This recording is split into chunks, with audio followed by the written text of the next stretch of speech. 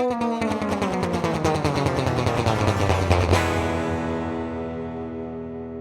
showed you this radio, the 1947 Belmont Boulevard, in another video. It was the first real pocket radio, but it had no speaker. The listener could only hear it through an earphone.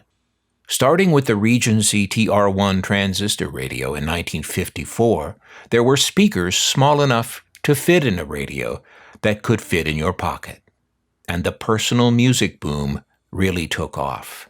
But let's back up a minute. Radio has been around about 100 years now. Early radio was weak, that is to say, very quiet, and could be heard only through headphones. Soon, amplifying speakers were made to allow radio to be played out into a room.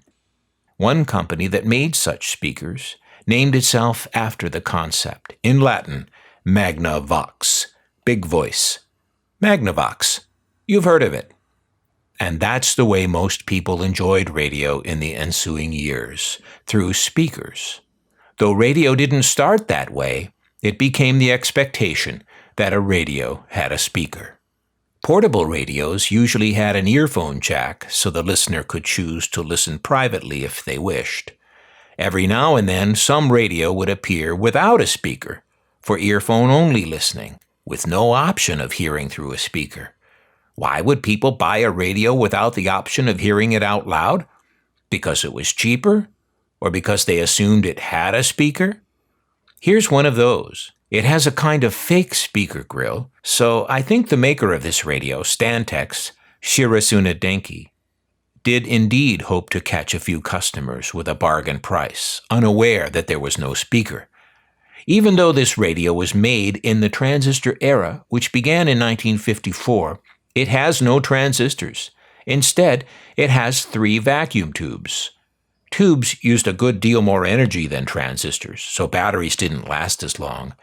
And with a tube radio, you had to have 2 different batteries, one to power the radio and another one just to light the tubes, like the tiny light bulbs that they are. And they generate heat. This radio could come in handy on a cold winter's day as a hand warmer. The carrying case may be brown like leather and have a texture like leather, but it's vinyl, what used to be called leatherette.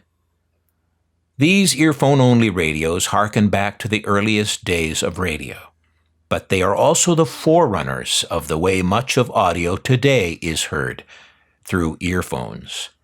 The shift from speakers to earphones began in earnest in 1979, with one particular device from Sony that changed everything. Can you guess what device I'm talking about? Oh wait, I gave it away in the title of this video. You'll find videos all about that device on this channel, and lots more videos on interesting things. Check them out.